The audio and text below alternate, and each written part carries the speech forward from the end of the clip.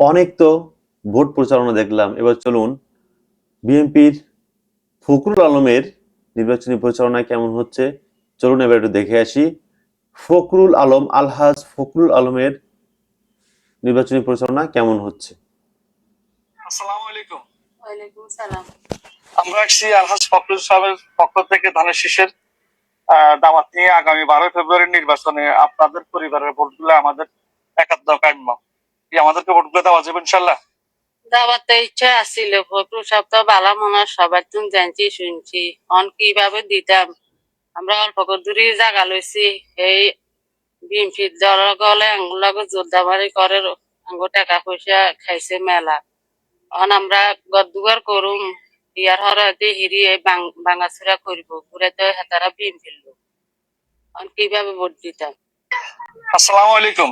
ওয়ালাইকুম সালাম। আমরা শুনলেন ফখরুলের আসনে সাধারণ একজন মানুষ, তারা বলছে কিভাবে বিএনপিতে ভোট দিব, আমাদের কাছ থেকে অনেক টাকা খাইছে, মানে অনেক টাকা খাইছে, আমরা কিভাবে ফখরুল সাহেবকে ভোট দিব, আমরা দাঁড়িপাল্লায় ভোট দিব। এটাই মানুষের অন্তরের কথা, সবার সামনে বলে ফেলছে। এখন আর চাঁদাবাজদের ভয় পায় না, দুর্নীতিবাজদের ভয় পায় না।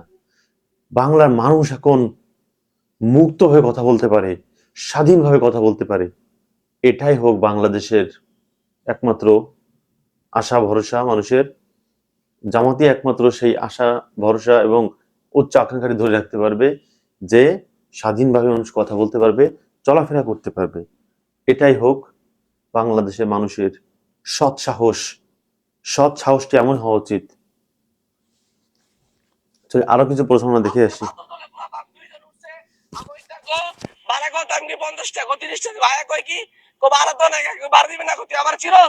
আমি তারেকের দল, আমি তারেক দলে লিখেছি, আমি পেটের রাজনীতি করি।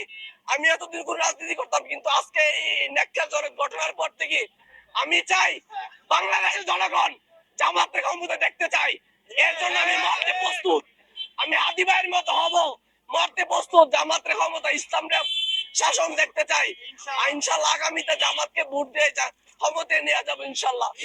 চাঁদাবাজি এই রিস্কে আজকে আমাদের যে গাড়ির টাকা মায়েরা গেল চাঁদাবাজরা, আমরা ওদেরকে ক্ষমতা দেখতে চাই না। এর জন্য তো আমার গুলি খাইতে হয়, আমি মরতে প্রস্তুত ইনশাল্লাহ। এটা আজকে সকাল 10টা থেকে ঘটনা হয়েছে। আমি কোন দল করতাম না, কিন্তু আজকের পরটা আমার খুব মনে ভিতরে ঢুকে গেছে। বলেছে যে আমি ছাত্র দল করি। হ্যাঁ, কি ছিল তখন, কি বলেছে? আমি বলছি ছাত্র দল করতে আমার কি হয়েছে। সে বলে কি ভাড়া নাই, সে বলে 500, আমি কি ভাড়া দিয়ে রাখবো, ভাড়া 1 টাকা দিব না। আমি কিন্তু কিচ্ছু করি নাই। ও বলছে 1 টাকা ভাড়া দিব না। আমি সমস্যার বই পাই না, রিকশাওয়ালা টাকা মেরে খাচ্ছে। কাউরে বই পাই না। আমারে কেউ গুলি দিবে, আমি গুলি খাইতে প্রস্তুত। রিস্কা চালায় তাতে কি হয়েছে, ইসলামের জন্য জীবন দিতে রাজি আছি ইনশাল্লাহ। জীবন দিতে ইসলামের পক্ষে রাজি আছি। সামনে যত বড় নেতা হোক না কেন আমার গুলি দিবে, দিতে প্রস্তুত। আমি জামাতের পক্ষে থাকবো। পক্ষে কেন? জামাতের পক্ষে কেন? কেন ওরা আর কিছু নিয়ম কানুন দেখছে, ওরা অনেক দলের, ওদের দলের লোকরা চাই করতে তারা কোনোদিন মায়েরা যায় না, কিন্তু এই গণঅভ্যুত্থানে পড়তে আজকে এলে দুইবার ঘটনা হয়েছে। ওদের দলের লোকটা 2বার ঘটনা করছে, তার জন্য আমি খেয়ে গেছি। আমি গাড়ির উপরে আল্লাহ আছে, আমি মুসলমানের সন্তান, তো আমি মিথ্যা কথা কওয়ার কোন দরকার নেই। আমার মিথ্যা কথা কোনো দরকার নেই। চিনেছেন ওরা, বলতে ওরা উনি একজনকে ফোন দিয়ে বলছে আমি হাতের ফলাফল তাড়াতাড়ি আয়। হ্যাঁ, তোরা ওই কারণে ওদের আমি টার্গেট করছি হাতের ফলাফল। আমার ভাড়া দেয় নাই, তাদের আমি কোন দল করতাম, তার জন্য আমি খেপে গেছি। তার জন্য আমি যদি আমার মরতে হয়, মরতে বস্তু, ইসলামের জন্য মরতে বস্তু।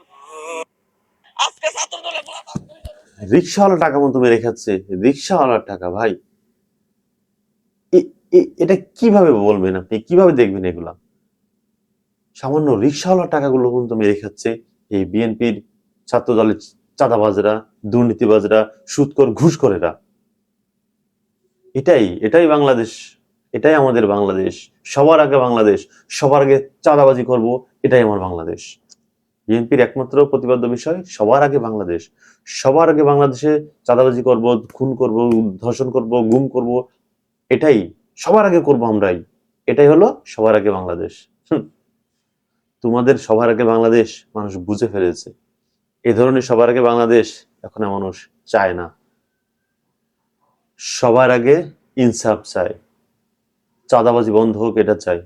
দুর্নীতিবাজদের দেখতে চায় না।